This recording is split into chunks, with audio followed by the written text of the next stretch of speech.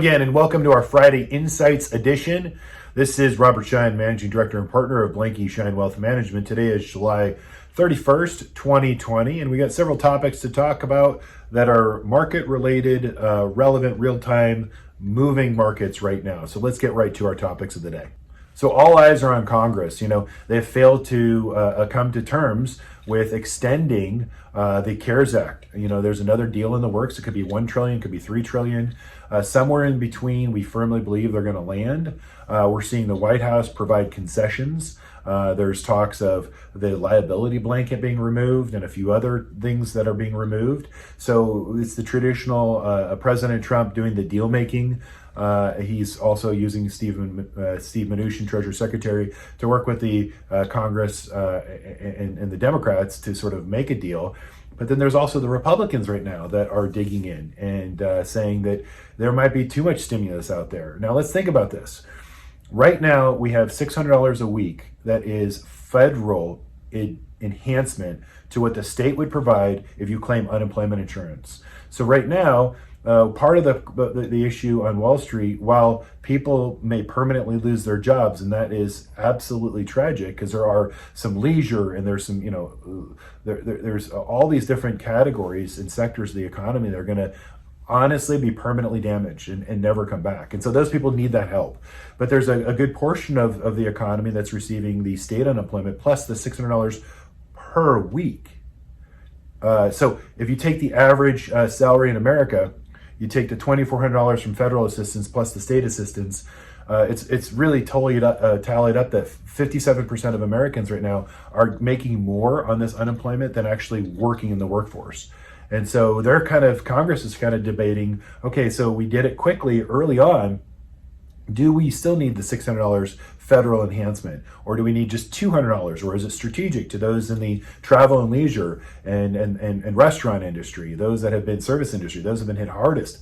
And so they're all working this out. The reality is that they're going to come to some sort of agreement, but it's weighing on the markets. We've talked about this. This is what matters most.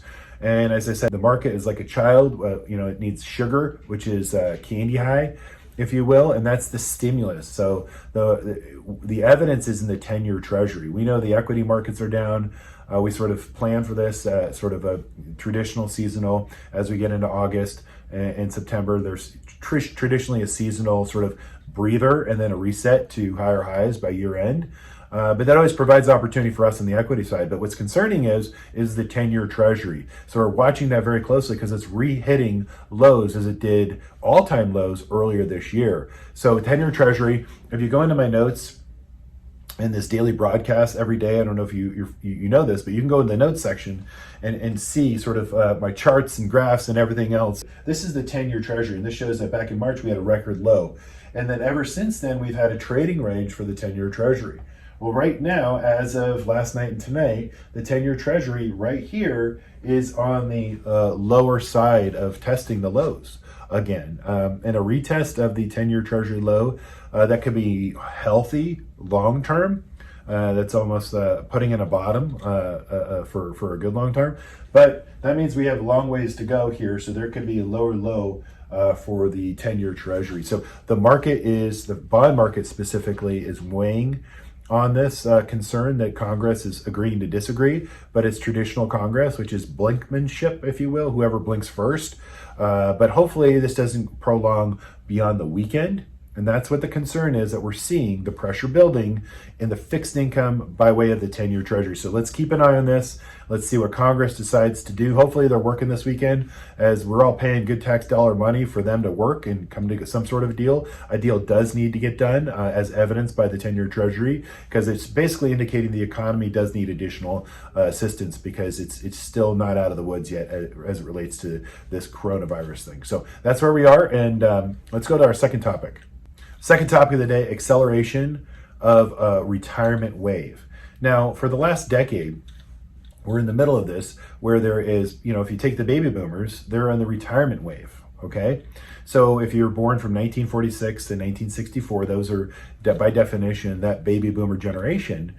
It's retirement age, okay? So you're in the 50s and 60s, and so you're looking towards retirement. Well, what we've had is, statistically, before this, coronavirus pandemic, is you've had 10,000 retirees retire every single day. And that's basically, in the retirement world, that's where we've been overwhelmed. We've been busier than ever because there is literally a wave of retirees on a daily, just in a normal environment, on a daily basis. Those that are looking at retirement, those are modeling, having us do financial planning for them, obviously the investment management arm and the service and everything else that comes along with it. But now you have all of these companies basically having a reduction in workforce. Okay, so this is what I've talked about in the past, where a company is going through hard times because they're looking at one of the largest expenses is payroll. They take their largest wage earners, in fact, some of the airlines just did this right now, and they offered them early retirement, so some sort of early retirement package.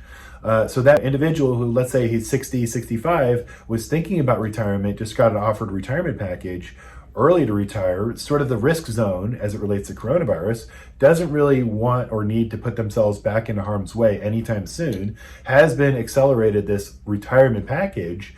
It could be a win-win. I mean, we're seeing a lot of those phone calls on a daily basis with, friends and family saying, hey, listen, I've got so-and-so, he's about to retire, he needs to make retirement decisions. And we're happy to help work our way through those phone calls and navigate that retirement option for anyone you might know.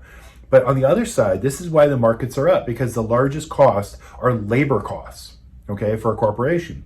So if you could take that employee that traditionally, if you're older, your highest wage earner over time because of inflation, you get the inflation on your salary, that's a huge wage that then is not on the books on a go-forward basis. Corporations are doing this in groves right now. This is one of the biggest retirement accelerations that we've seen. For all the obvious reasons that I just stated right now. So our industry is inundated, and there's a lot of questions that need to be answered, and corporations are shredding their balance sheets to get right-sized on a go-forward basis. That's another reason why markets are up. Corporations have leaner balance sheets on a go-forward basis. Markets see through this. They know what's happening. In the short term, you have all this unemployment. On the long term, a corporation doesn't have to come back and rehire that same person or individual, if you will, depending upon. And unfortunately, this is happening right now. Coronavirus is that blanket of discrimination. So they can discriminate all across the United States in terms of, oh, if you're older in nature, then they can say, quote unquote, you're going to get a retirement package or offer you sort of a lesser option. So that's why you need us to be on your side as it relates to this, so we can navigate your options and almost fight for you're entitled to. So I can't emphasize that enough. We're doing a lot of those phone calls for our clients to help them navigate their retirement needs. So this is an acceleration trend, but we're here happy to help.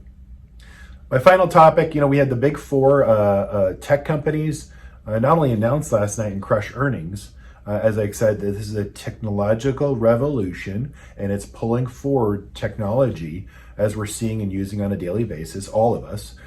But more importantly, this is the four CEOs were ahead of Congress, in front of Congress this week, testifying and talking about information and how they provide or filter or monitor information for all of us to sort of consume our information. One of the reasons why I took to YouTube and my daily updates right now for my clients is because we're in an affirmation, not information world, whether it's the cable channel you watch, and it doesn't matter if it's left or right, they're just affirmation of what your personal beliefs are.